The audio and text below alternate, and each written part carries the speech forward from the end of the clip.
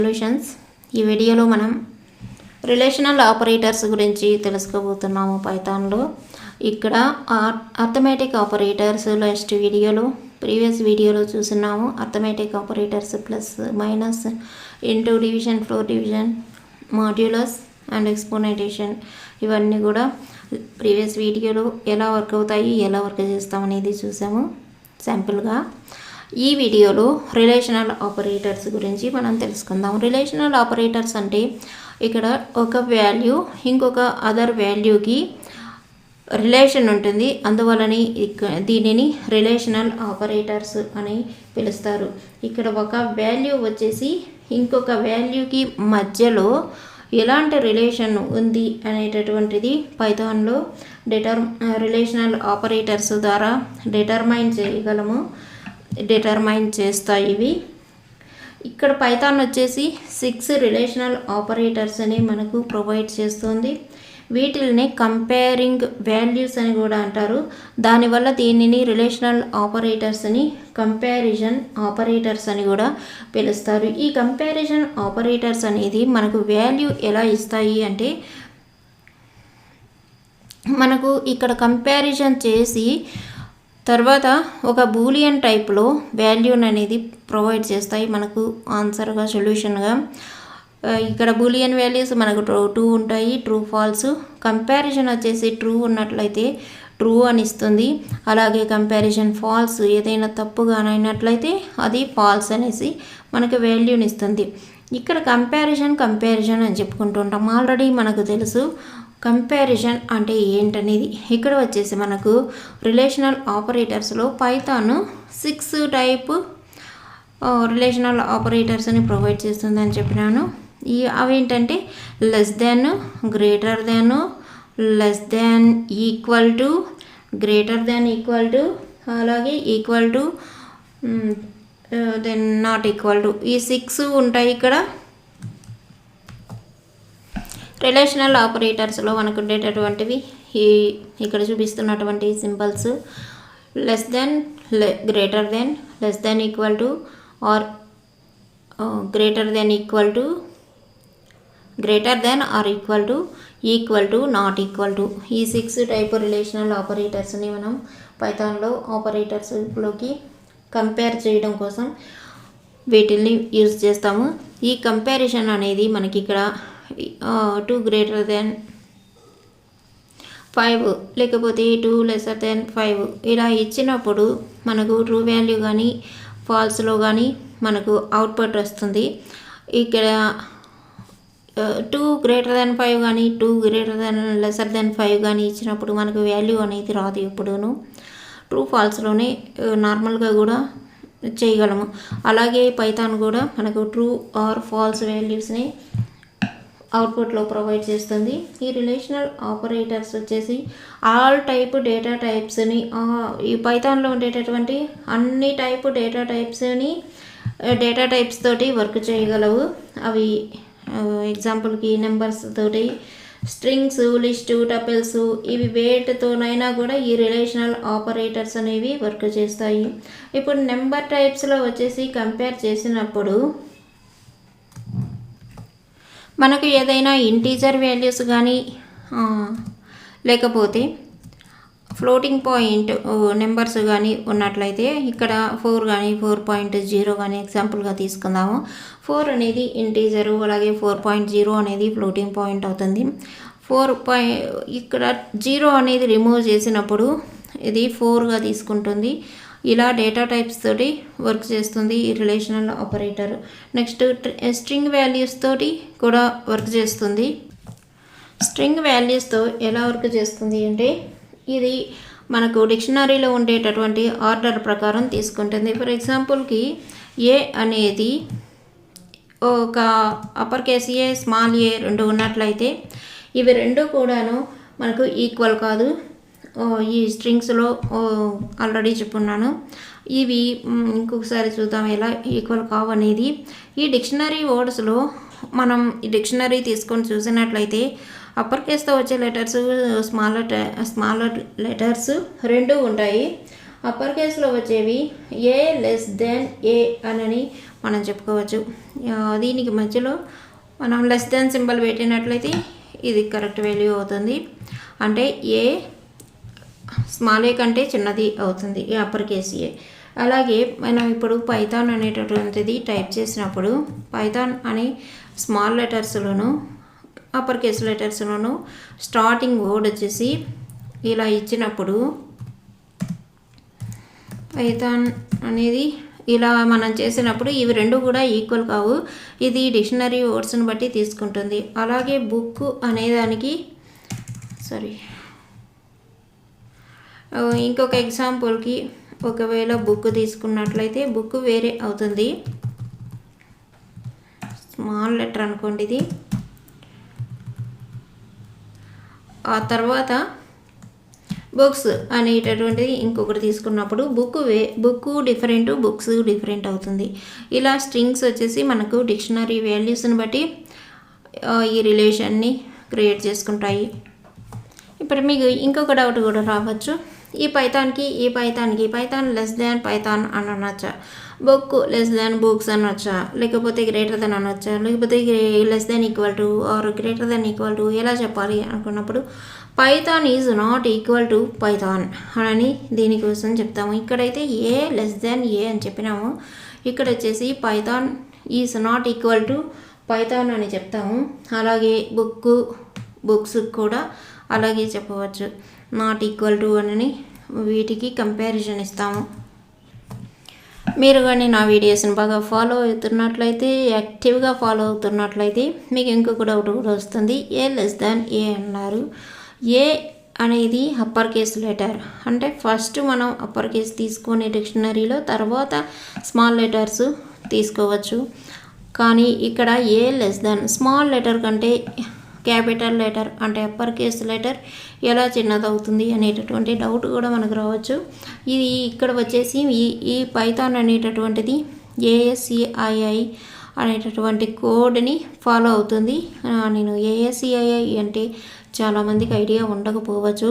Only ASCII ఇలాంటివి వినుంటారే కానీ code types మనకు 2 రకాలు ఉంటాయి. ఇప్పుడు యూజ్ చేస్తున్నది వచ్చేసి ASCII కాదు. మనకు లేటెస్ట్ మనకు ఉండేటటువంటివి పాతవి ISCII అనేటటువంటి 2 టైప్స్ కోడ్స్. ఇవి రెండుటి తర్వాత మనకు ఇంకొక టైప్ కూడా వచ్చింది, యూనికోడ్ అనేటటువంటిది. దానినే UTF అని కూడా అంటారు. ఈ యూనికోడ్ అనేది మనకు పెద్దగా తెలుసుకునే అవసరం లేదు. కానీ ASCII గురించి అయితే మనకు కొంచెం ఐడియా ఉన్నట్లయితే మనం ఇంకా బెటర్గా పైథాన్ని నేర్చుకోవచ్చు. అలాగే ASCII గురించి కూడా నేను ఒక టైం ఉన్నప్పుడు ఎప్పుడైనా ఒక వీడియో తీసి అందులో మీకు ఎలా వాల్యూస్ వస్తాయి అనేది చెప్తాను. ఇక్కడైతే జస్ట్ తెలుసుకుంటే సరిపోతుంది. ఇక్కడ ASCII కోడ్ ప్రకారం ఏ అనేటటువంటి దానికి ఈ ఏకి మనం వచ్చేసి వాల్యూ ఎలా ఉంటుంది అంటే ఏ అప్పర్ కేస్ ఏకి డెసిమల్ వాల్యూ ఇది 65 ఉంటుంది. అలాగే స్మాల్ ఏ తీసుకున్నట్లయితే స్మాల్ ఏకి వచ్చేసి 97 ఉంటుంది. ఇది ASCII కోడ్ ప్రకారం ఇవి వచ్చినటువంటి వాల్యూస్. ఇప్పుడు చెప్పండి, ఏ వాల్యూ 97 పెద్దది కాబట్టి ఏ అప్పర్ కేస్ ఏ వాల్యూ 65 చిన్నది కాబట్టి ఇలా ఏ లెస్ దాన్ స్మాల్ ఏ అనడం కరెక్ట్. అందువల్ల ఇది కంపారిజన్ చేసుకొని ఇది కానీ కరెక్ట్గానే అయినట్లయితే మనకు ట్రూ అని మనకు బూలియన్ వాల్యూని అవుట్పుట్గా చూపిస్తుంది. అదే ఇది కానీ రాంగ్ అయినట్లయితే, ఒకవేళ ఏ వాల్యూ స్మాల్ ఉండి తక్కువ ఉండి అప్పర్ కేస్ వాల్యూ ఎక్కువ ఉన్నట్లయితే అప్పుడు ఫాల్స్ అని మనకు చూపిస్తుంది అవుట్పుట్లో. ఇది వచ్చేసి మనకు స్ట్రింగ్లో ఇలాగే డిక్షనరీ ప్రకారం ఫాలో అవుతుంది. మనం డిక్షనరీ చూస్తాం కదా, ABCDని ఎలా ఫాలో అవుతామో అలాగే ఇది కూడా ABCDని ఫాలో అవుతుంది. బుక్ ముందు వస్తుందా బుక్స్ ముందు వస్తుందా అనేది మీరు ఒకసారి డిక్షనరీ ఉన్నట్లయితే చూడండి, అది ఏది ఫస్ట్ వస్తుందో దానిని పైథాన్ బిగ్గర్ వాల్యూగా తీసుకుంటుంది.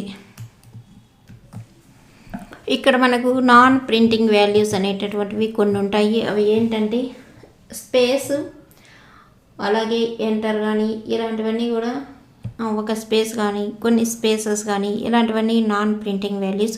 మనం ఎప్పుడైనా స్పేస్ బార్ని ప్రెస్ చేసినప్పుడు మనకేం కనబడదు అక్కడ, అంటే మనకు అవుట్పుట్ అనేది రాదు కానీ స్పేస్ అనేది జరుగుతుంది.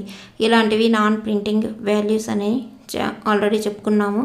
ఇక నాన్ ప్రింటింగ్ వాల్యూస్లో మనకు పైథాన్ ఎలా చూపిస్తుందో ఇప్పుడు కొంచెం ప్రాక్టికల్గా చూద్దాము. ఇక్కడ స్ట్రింగ్ ఇస్తాను, సేమ్ యాపిల్ అనేసి ఒక వర్డ్ ఇస్తాను. ఇక్కడ నేను ఏం యూజ్ చేస్తానంటే 2 స్ట్రింగ్లు సేమే తీసుకుంటాను, సేమ్ అప్పర్ కేసులోనే తీసుకుంటాను. ఎలా వర్క్ అవుతుంది అనేది మనం ఇప్పుడు చూద్దాం. ఇక్కడ 2 వాల్యూస్ అనుకోండి, ఇవి స్ట్రింగ్ వాల్యూస్.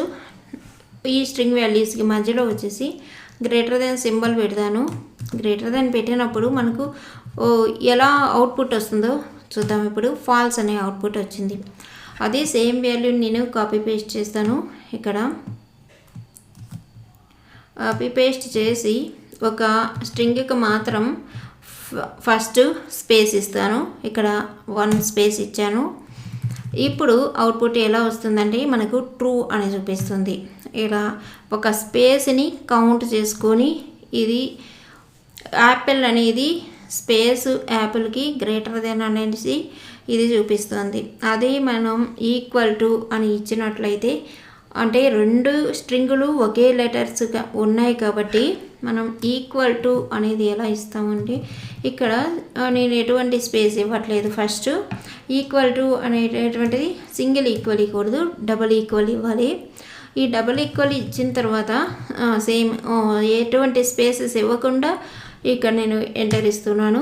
ఇప్పుడు ట్రూ వాల్యూ అని చూపించింది. మనం ఇక్కడ ఫస్ట్లో అయితే మనం గ్రేటర్ దాన్ సింబల్ ఇచ్చినప్పుడు ఫాల్స్ వాల్యూ అని చూపిస్తుంది.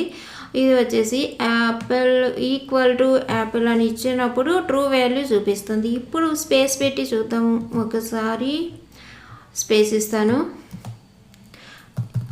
సేమ్ అబోవ్ ఎలా ఇచ్చినానో అలాగే ఒక స్పేస్ ఇచ్చి ఒక స్ట్రింగ్ లోపల ఇవ్వాలి. అది స్పేస్ అనేది స్ట్రింగ్ బయట కాదు. ఇప్పుడు ట్రూ వాల్యూని చూపిస్తుంది. ఇలా మనకు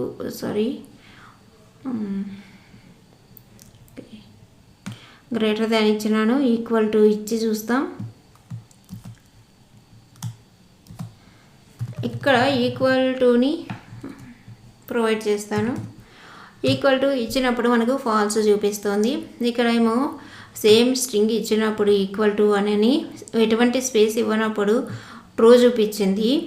ఇక్కడ మనకు గ్రేటర్ దెన్ అని ఇచ్చినప్పుడు స్పేస్ ఇచ్చినప్పుడు మాత్రమే ట్రూ అని చూపిస్తుంది. యాపిల్ గ్రేటర్ దెన్ యాపిల్ అని స్పేస్ ఇవ్వకుండా ఇచ్చినప్పుడు ఫాల్స్ చూపించింది.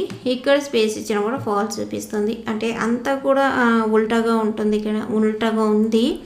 ఇలా ఎందుకు ఉంది అంటే ASCII అనేటటువంటిది మనకు ఇలా ఉంటుంది. ఎవరైనా చూసి ఉంటారో లేదో, ASCII అనేటటువంటిది కోడ్. ఇది ఈ కోడ్లో వచ్చేసి మనకు నెంబర్స్ అనేవి ఉంటాయి ఒక్కొక్క లెటర్కి.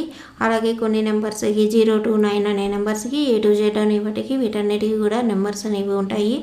అవి ఎలా కౌంట్ చేస్తారనేది ఇంకొక వీడియోలో చూపిస్తాను. దీనిలో ఈ నాన్ ప్రింటింగ్ వాల్యూస్కి 32 అనేటటువంటి కోడ్ ఒకటి ఉంటుంది. ఆ కోడ్ ప్రకారం మనకు ఇక్కడ ట్రూ ఫాల్స్ అనేవి తీసుకుంటుంది. ఇది ఇంటర్నల్గా చేసేటటువంటి వర్క్ ఇది పైథాన్లో. మనం వచ్చేసి ఇది ఎలా జరుగుతుంది ఇట్లా అనేదానికి మనం ఎలాంటి డిస్క్రిప్షన్ అయితే ఇవ్వలేము. ఇది ASCII అనేటటువంటి 32 అనేటటువంటి కోడ్ని బేస్ చేసుకొని ఈ వాల్యూస్ని ట్రూ ఫాల్స్గా మనకు చూపిస్తుంది. ఇది కోడ్ అంటే కోడ్ 32 ఇలా ఉంటుంది. ఇది ఇంకొకసారి డీప్గా ఇంకొక ఫుల్ వీడియో పడుతుంది. ఇది 20 minutes వీడియో వరకు, అప్పుడు చూడొచ్చు వీటిని. ఇప్పుడైతే మనం ఆపరేటర్స్లో డీప్గా వెళ్తాము. స్ట్రింగ్లోకి వచ్చినట్లయితే 2 లిస్టులు కానీ 2 టపుల్స్ కానీ ఈక్వల్ అయినప్పుడు అది ఈక్వల్ టు అని ట్రూ వాల్యూని చూపిస్తుంది. అలాగే బూలియన్ వాల్యూ ట్రూలో 1 అనేసి, అలాగే బూలియన్ వాల్యూ ఫాల్స్ అయితే 0 అని ఆల్రెడీ చెప్పున్నాను. అక్కడ చూడని వాళ్ళు ఈ వీడియోలో తెలుసుకోండి. బూలియన్ ట్రూ వాల్యూ వచ్చేసి 1 అవుతుంది, బూలియన్ వాల్యూ ఫాల్స్ వచ్చేసి 0 అవుతుంది. ఇది స్ట్రింగ్ గురించి. ఇంకా మనం ఫ్లోటింగ్ చెప్పుకున్నాము, ఇంటీజర్స్ చెప్పాను, అలాగే స్ట్రింగ్ వాల్యూస్, ఈ డేటా టైప్స్ ఎలా వర్క్ అవుతాయి పైథాన్లో అనేటటువంటిది చూసాము. ఇప్పుడు ఇక్కడ మనం ఇంకొక ఇంపార్టెంట్ పాయింట్ని నోట్ చేసుకోవాల్సి ఉంటుంది. ఎప్పుడైనా మనం ఫ్లోటింగ్ పాయింట్స్ని 2 వాల్యూస్గా యూజ్ చేస్తున్నప్పుడు == అనేటటువంటిది యూజ్ చేయకూడదు. ఎందుకు అంటే రీజన్ ఏంటంటే ఫ్లోటింగ్ పాయింట్ నెంబర్స్ వచ్చేసి మనకు స్టోరేజ్లో కొంత లిమిట్ మాత్రమే ఉంటుంది. అవి వచ్చేసి మనకు కరెక్ట్ రిజల్ట్ అనేవి హీల్డ్ చేయలేకపోవచ్చు. దానివల్ల ఇవి 2 ఫ్లోటింగ్ పాయింట్స్కి == అనేటటువంటిది 2 ఈక్వల్స్ సింబల్ని యూజ్ చేయకూడదు అని చెప్తున్నది. నేను ఇక్కడ కొన్ని వాల్యూస్ని ఇచ్చినాను.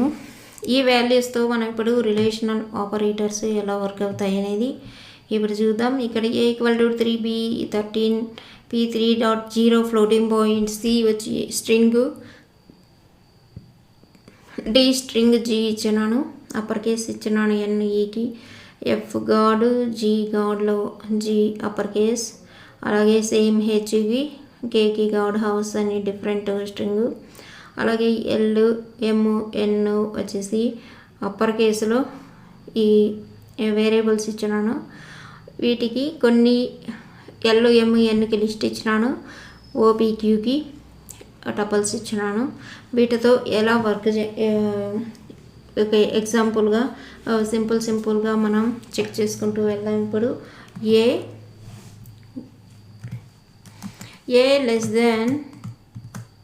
B అని చూసినప్పుడు మనకి రిటర్న్ వాల్యూ వస్తుంది. మీరు స్పేస్ పెట్టుకున్నా స్పేస్ పెట్టుకోకపోయినా పర్లేదు, ఏదైనా ఒకే వాల్యూ ఇస్తుంది. ఇక్కడ A B అన్నప్పుడు మనకు ట్రూగా చూపిస్తుంది. A వాల్యూ 3, B వాల్యూ 13 ఉంది, అందుకని A<B అవుతుంది కాబట్టి ట్రూ వాల్యూ చూపించింది.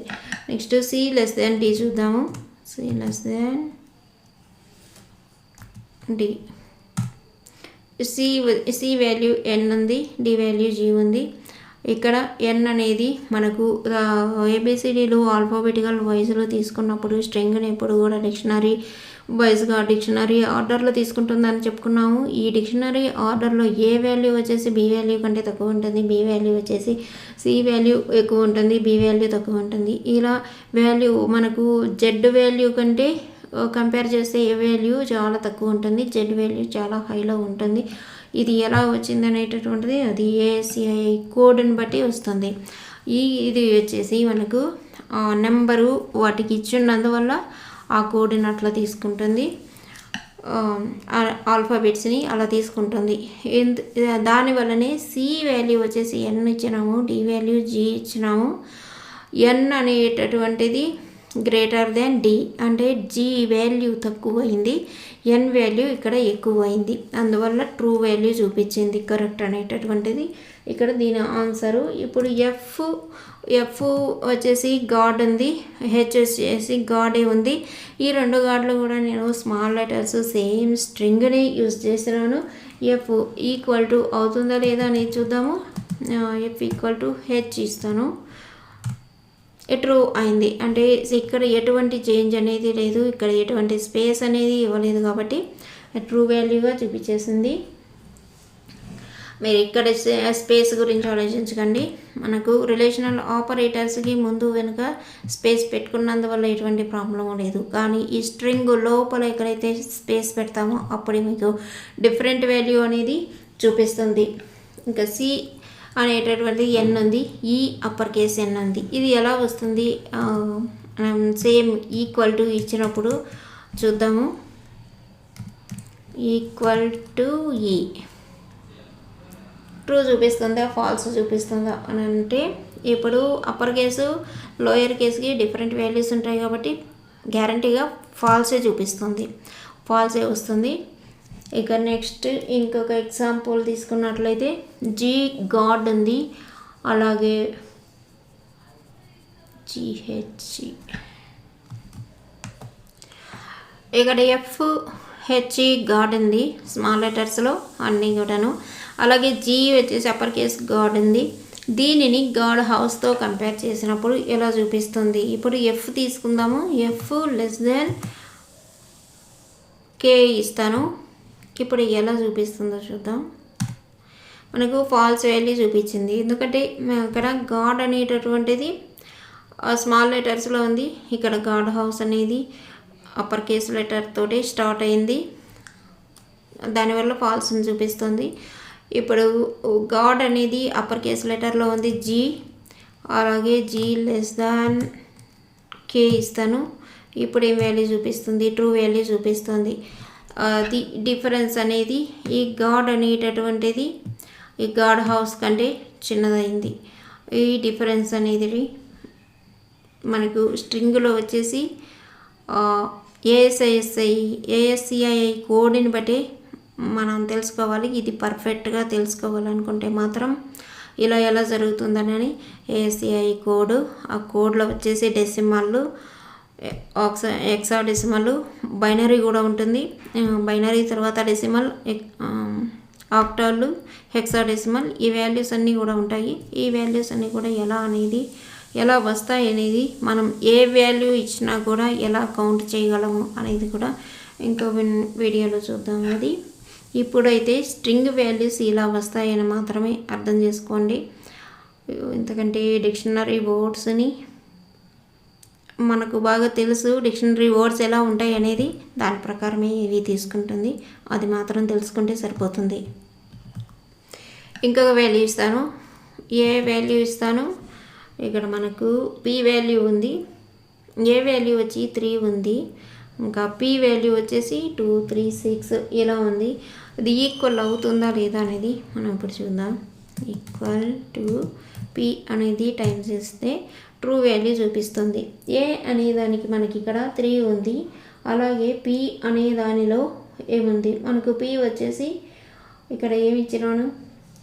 పి వాల్యూ అప్పర్ కేసులోనే ఉంది, స్మాల్ లెటర్స్లో లేదు. పి వాల్యూ వచ్చేసి టపుల్స్లో ఉంది. పి వాల్యూలో 2, 4, 6 అనేటటువంటిది ఇచ్చినాను. అలాగే కాకుండా ఇంకొక వాల్యూ కూడా పి వాల్యూ ఇచ్చినాను, ఇక్కడ 3.0 అనేటటువంటిది. అందువల్ల ఇది 3 ఫ్లోటింగ్ నెంబర్ని కూడా ఇంటీజర్గా కౌంట్ చేసుకొని ట్రూ వాల్యూని చూపించింది. ఇది నేను ఇచ్చినటువంటి టపల్స్ని తీసుకోలేదు, ఇక్కడ ఉండేటటువంటి పి వాల్యూని తీసుకుంది. ఏ వాల్యూ 3 ఉంది, పి వాల్యూ ఫ్లోటింగ్ పాయింట్ ఉంది కాబట్టి ట్రూ చూపిస్తుంది బూలియన్ వాల్యూగా.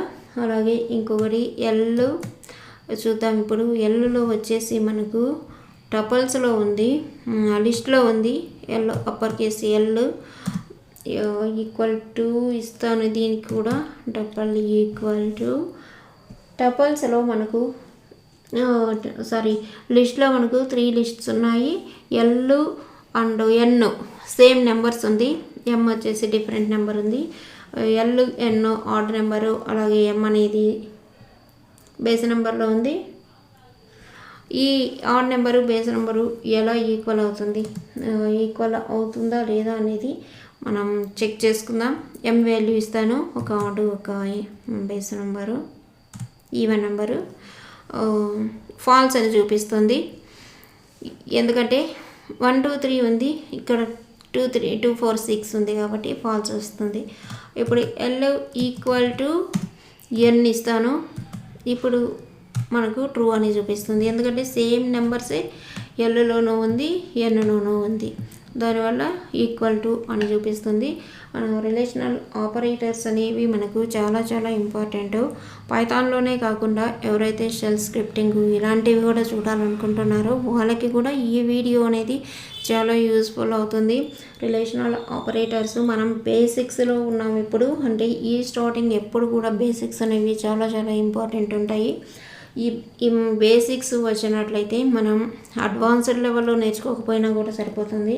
బేసిక్ అనేది మనకు మెయిన్గా తెలిసి ఉండాలి. దానికోసమే టైం తీసుకొని ఇంత డీప్గా చెప్పాల్సి వస్తున్నది.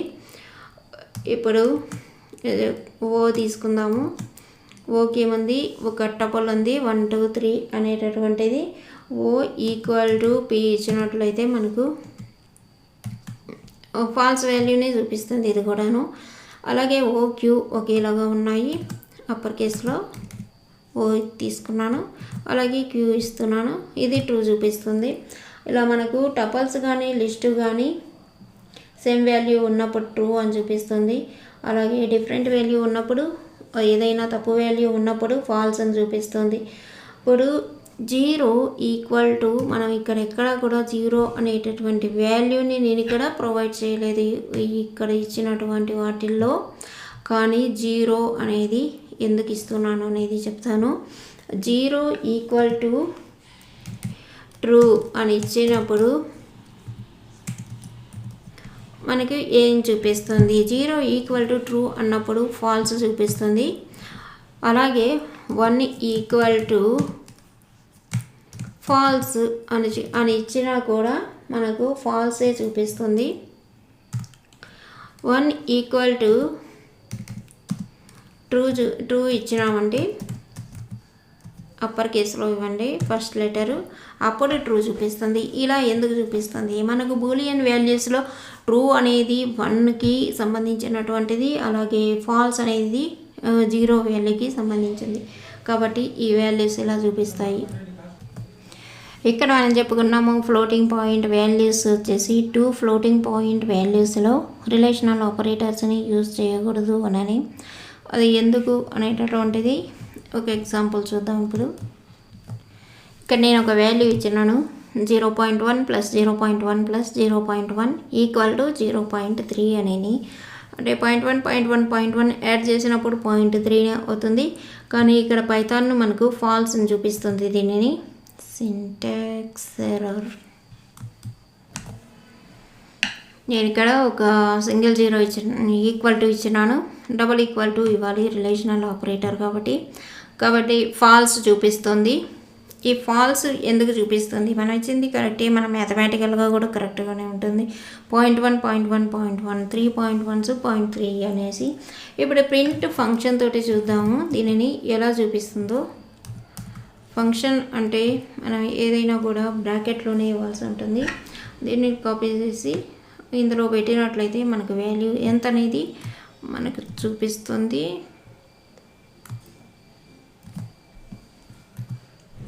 ప్రింట్ ఫంక్షన్ తోటి చూసినట్లయితే మనకు వాల్యూ అనేది ఇక్కడ నెంబర్ పాయింట్ తర్వాత చాలా పెద్ద నెంబర్ ఉంది. ఇది కౌంట్ చేయాలి అంటే 17 నెంబర్స్ ఉన్నాయి. పాయింట్ తర్వాత 3 నుంచి 4 వరకు మనకు వచ్చేసి ఫ్లోటింగ్ పాయింట్స్ అవుట్పుట్ వచ్చేసి ఇక్కడ మనం చెప్పుకున్నది ఏంటంటే సమ్ ప్రెసిషన్ లిమిట్ ఉంటుంది స్టోరేజ్లో అని చెప్పుకున్నాము. అంటే మనకు ఎంత లిమిట్ అనేటటువంటిది అంటే ఇక్కడ పాయింట్ తర్వాత 15 నెంబర్స్ వరకే లిమిట్ అనేది ఉంటుంది. 15 నెంబర్స్ కంటే ఎక్కువ ఉన్నట్లయితే మనకు ఫాల్స్ అని చూపిస్తుంది. అలాగే ప్రింట్ ఆప్షన్లో మనం చూడాలి అనుకుంటే ప్రింట్ 0.3 అని ఇచ్చినప్పుడు మనకు 0.3ని 0.3గానే ప్రింట్ చేస్తుంది. కానీ ఫ్లోటింగ్ పాయింట్స్ని మనం యూజ్ చేసేటప్పుడు చాలా కేర్ఫుల్గా ఉండాలి.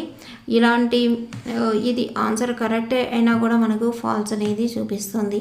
ఎందుకు అంటే ఇక్కడ మనకు 0.3 దీన్ని relational operator double equal to అనేటటువంటిది కానీ ఇంకేదైనా రిలేషనల్ ఆపరేటర్ కానీ మెయిన్గా మనం యూజ్ చేసేది డబుల్ ఈక్వల్ టు అని యూజ్ చేస్తాము. ఇలా చేస్తున్నప్పుడు మనకు ఫాల్స్ అనే వాల్యూ చూపిస్తుంది. అది 15. ఈ పాయింట్ తర్వాత డెసిమల్ నెంబర్ వచ్చేసి పాయింట్ తర్వాత వచ్చేటటువంటిది 15 నెంబర్స్ ఉన్నట్లయితే అంతవరకు మాత్రమే ట్రూ వాల్యూగా చూపిస్తుంది, లేకపోతే ఫాల్స్గానే చూపిస్తుంది. దానివల్ల మనం ఫ్లోటింగ్ పాయింట్ వాల్యూస్ని యూజ్ చేసేటప్పుడు 2 కానీ అంతకంటే ఎక్కువ కానీ యూజ్ చేసేటప్పుడు చాలా కేర్ఫుల్గా ఉండాల్సి ఉంటుంది. ఇప్పుడు ఈ వీడియో అయితే అర్థమైంది అనుకుంటాను క్లియర్గా. మీకు వచ్చేసి రిలేషనల్ ఆపరేటర్స్ ఎలా వర్క్ అవుతాయి, దేనిలో ఎర్రర్ వస్తుందనేది ఈ వీడియోలో క్లియర్గా చెప్పినాను. ఫాలో అవ్వండి వీడియోస్ని. మీరు పర్ఫెక్ట్ ప్రోగ్రామర్ అవ్వడానికి మీకు ఇంతకన్నా కూడా మీరు ఎక్కడ కూడా ఫీజు కట్టి చేరినా కూడా ఇంత డీప్గా ఇంత డెప్త్గా ఎవరైతే చెప్పరు. వీడియోస్ను ఫాలో అయినట్లయితే మీరు చాలా నాలెడ్జ్ని గెయిన్ చేయగలరు. Thanks for watching.